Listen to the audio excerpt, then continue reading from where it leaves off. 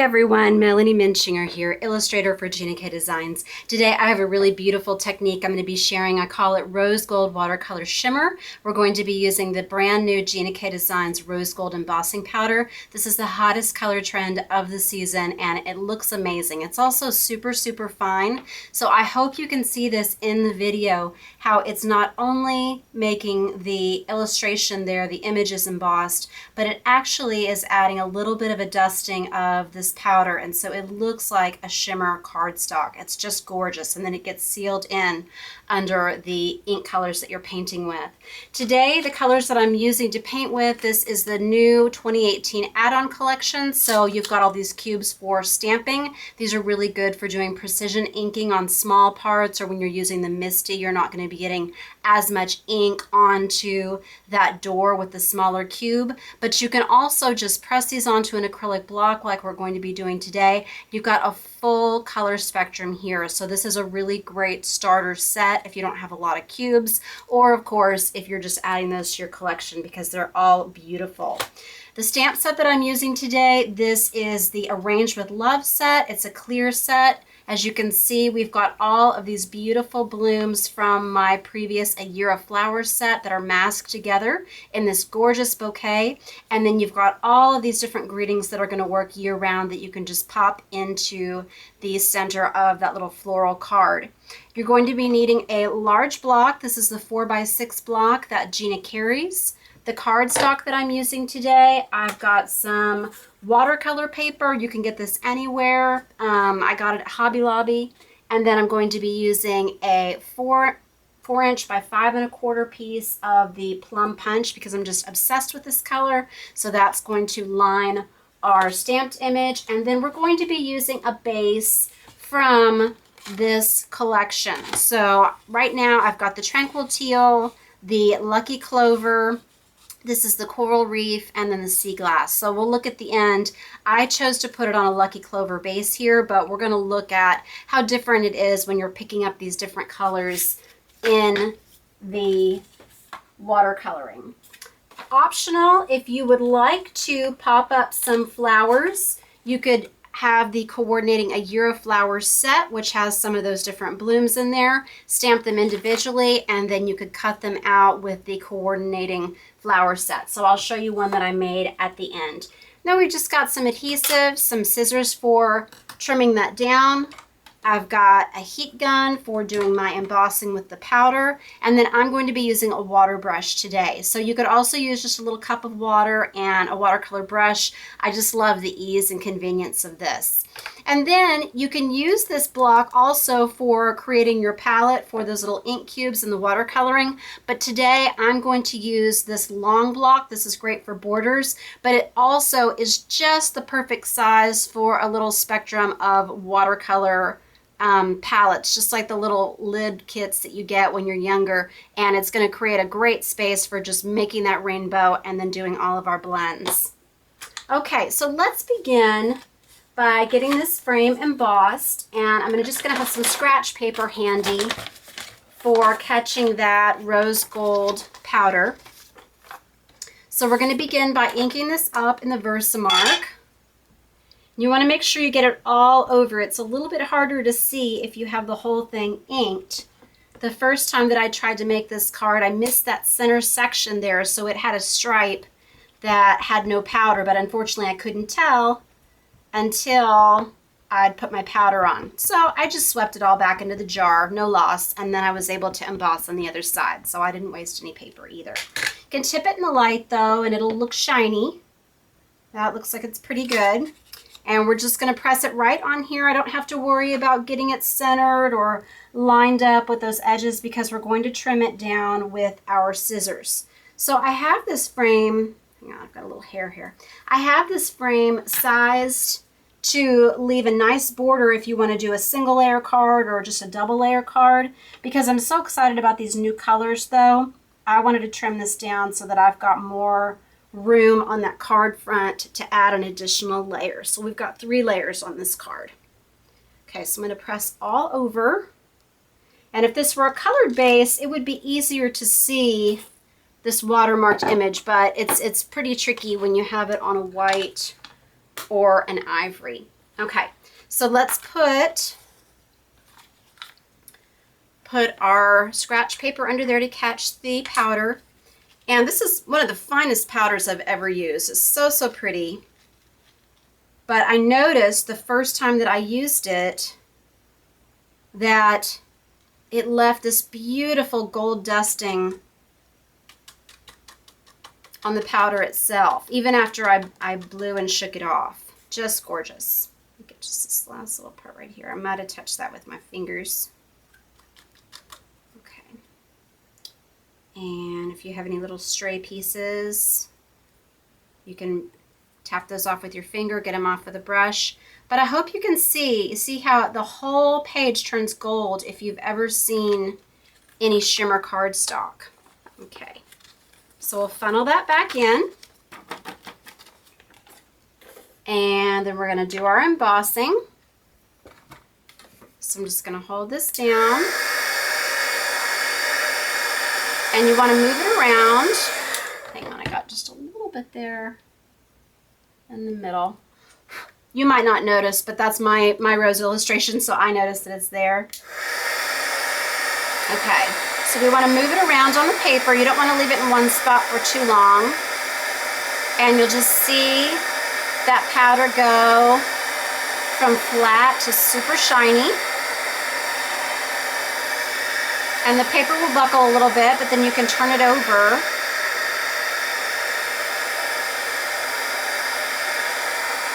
So pretty.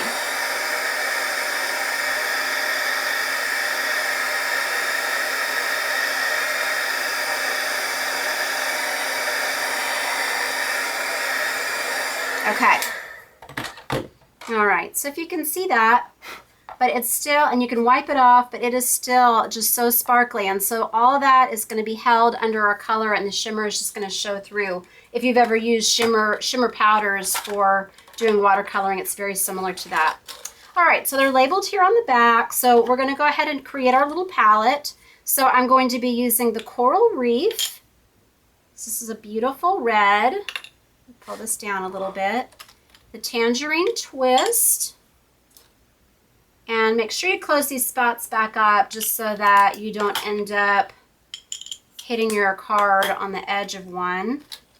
And then the Key Lime. It's a really zesty yellow green. And then the Lucky Clover.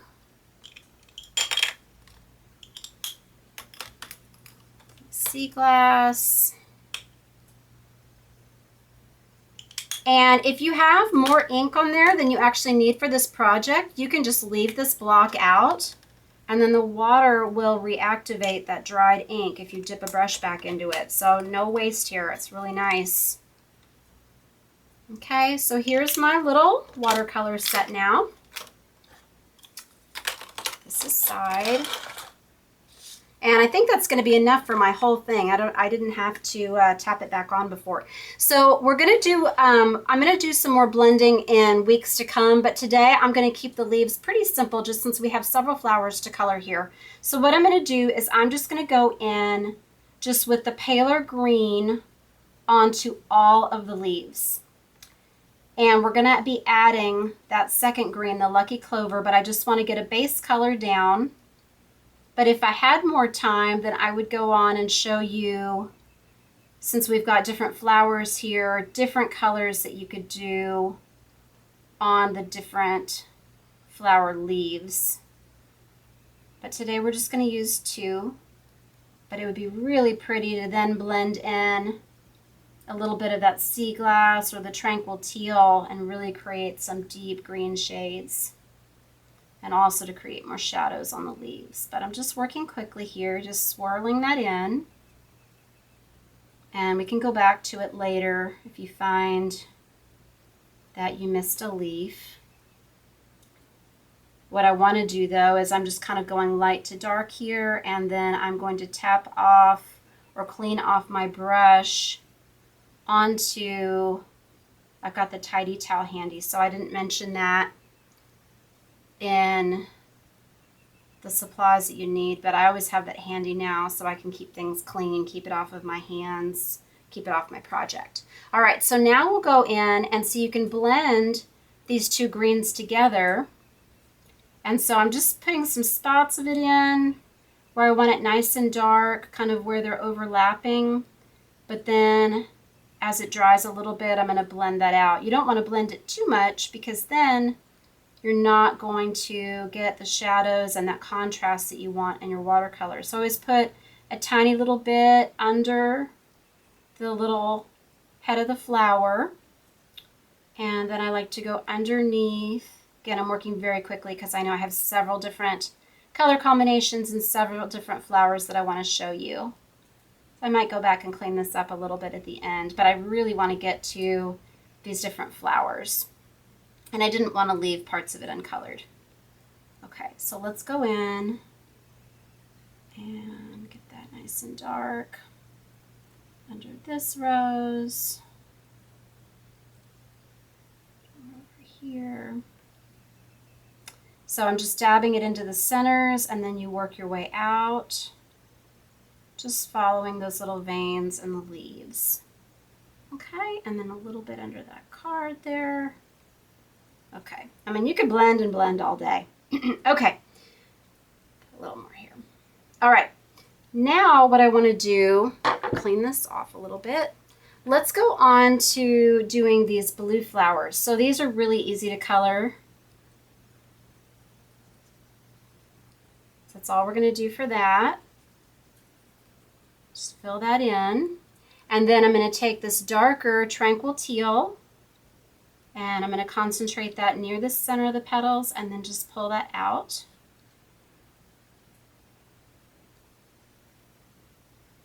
And then you can put some at the tips if you want. You can go back and blend that with the sea glass if you want to make it a little bit darker. Okay, now let's move on to those lilies. So these, I want to make them orange, and then we're going to add in, so I always start on the darkest part because that's when your ink is going to be the most concentrated, and then it's going to go out, really fade out to a really pale version of the original strength of the color. Okay, so I'm going to go back. And then I want this to kind of look like those really beautiful, I think they're called tiger lilies or sunrise lilies. I don't remember. I should have looked it up beforehand. I just wanted to get this video done today. I was so excited about how the card turned out. And then I'm going to dip into this coral reef to create these little anthers in the middle. And this deeper section here, and then I'm going to put a little bit down underneath that. Okay, that's so pretty. All right, now what I want to do, and let me show you this so you can see where we're going. So I've got 3 different colors roses here, and you might want to keep them all the same, but I just wanted to show some different color combinations. So we're going to do this top one with just the coral reef. So I'm going to go under all the little areas that I know are going to be in shadow. Just trace that. And then as the color starts to fade, while I'm doing my blending, you can pull that onto the rest of the flower to kind of have a base, that lightest highlighted color. And I love how many varieties of roses there are. There's so many that are not blended. They have those really dark areas or the fire and ice ones that are stripy. So I just like to look online for my inspiration on coloring the flowers so you can come up with new combinations, not necessarily always just where you would see a darker area because of a shadow. And then you can see I'm working up, putting those deeper colors into the center there. And then I'm just going to blend this a little bit more. But you want to just make sure that you've got a lot of contrast. So it's going to come out looking different every time. Okay. Oops. Okay. And I just picked up some of the orange. I didn't mean to do that. But that looks really pretty too. I mean, it's going to give me more variety. So I'll just go ahead and swirl some of that in. Just trying to keep it just one color so you could see what you could do with one color. Okay. All right, so you can see the difference there already. That's if you add orange to it. And I hope you can see that beautiful shimmer. Okay. I'm also going to add just a little bit of this orange to these centers here. And right here. Use just a little bit of the red just to deepen it. I always like to have 2 shades on those centers. All right, now I'm going to go and do this plum one down here. So for this one, I only used that plum. So again, I'm just tracing under the lowest petal with that plum. And then I'm just pulling. I read the other really popular color this spring is going to be lilac. So you can make a gorgeous lilac color by stamping off with the plum punch or watercoloring with it. So that's so exciting. I just think this is the prettiest purple that we've ever offered. I'm going to be using it a lot. Okay. All right, so I'm going to go in, and so I want to just put the darker purple. And if it starts to feel kind of dry and the color's not moving, I just need to give my water brush a little squeeze so the water's flowing a little better. I haven't had to do that the whole time I've been coloring, so it stays really wet.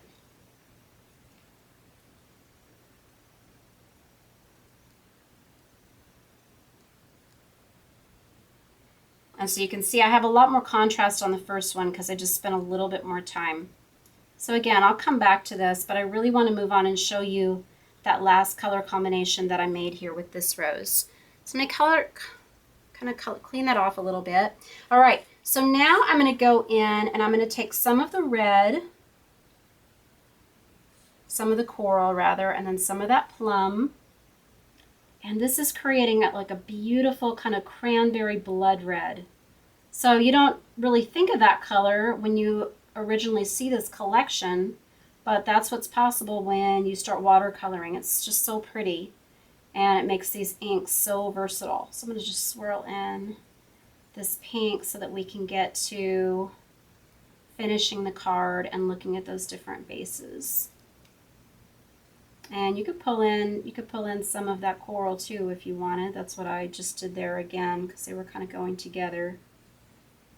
A little bit of the red. Pull in some of this plum. So it's so fun just to kind of see where it goes, and if you change up from card to card the colors you're using, how that's going to change the final image.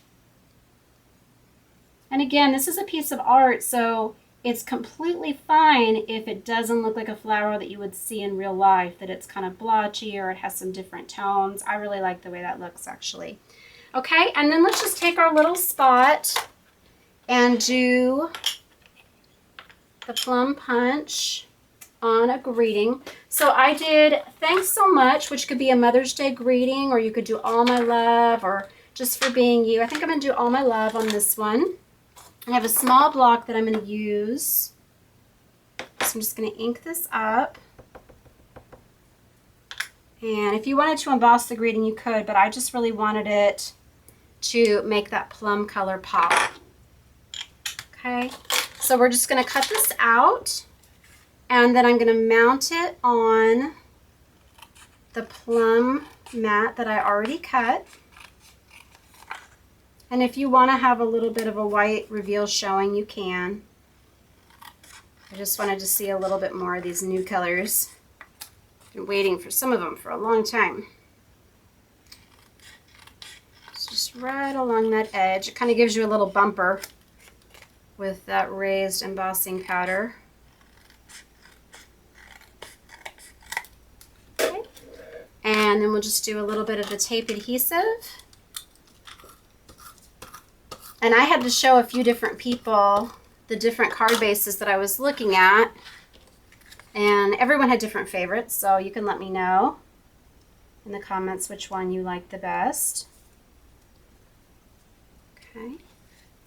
And so the ones that I had pulled aside here, this is with the Lucky Clover, or excuse me, the Key Lime. So I wanted to show it to you with colors that I painted with. So we've got that. I really like those two colors together, but I just thought this was so much more vibrant. So that's why I went with the Key Lime. Then this is the Coral Reef. And I just think that looks so interesting and really fresh and modern, putting that with the plum. And it looks really pretty with that rose gold. Again, I just got to keep tipping this, and I hope that it translates on your screen just what a gorgeous color this rose gold is. And then finally, I've got this sea glass base. So I think I'm going to use this sea glass today. So then I'm just going to do a little bit more. And again, I'm going to go back and I'm going to add just a little bit more contrast and detail to my watercoloring here, but I don't want the video to go on too long. And I'll just center that on there. And then if you wanted to, you could add, here's that rose I was talking about. So this is a single image from my A Year of Flowers set. And then I just used that one little rose die and my die cutting machine. So it's embossed as well. So if you want, you can just put this on a little foam square. And I think one flower just makes a lot of impact. And so this one is in front of the card. And there you go. And then if you wanted to use some of those to embellish the envelope or the inside, you could do that. I got this beautiful 24 pack so that you have a lot of different colors to work with. And I think because you have all these different colors on your card, rather than having to coordinate your base necessarily, if you really had another color you liked but you didn't use that as your base, that would be really pretty to go ahead and put with one of those other colors. And then you just have just a really gorgeous rainbow going on. But you might want to stamp up that flap. It's really nice too. We don't have to lick these envelopes. It's already got that adhesive on there when you're ready to close it. So I hope you enjoyed this technique and you'll give the Rose Gold Watercolor Shimmer a try. Please visit my blog, Hands, Head, and Heart, for more ideas and inspiration using the A Year of Flowers and Arranged with Love sets. And visit us at Gina K Designs and Stamp TV. Thanks so much for watching today. God bless.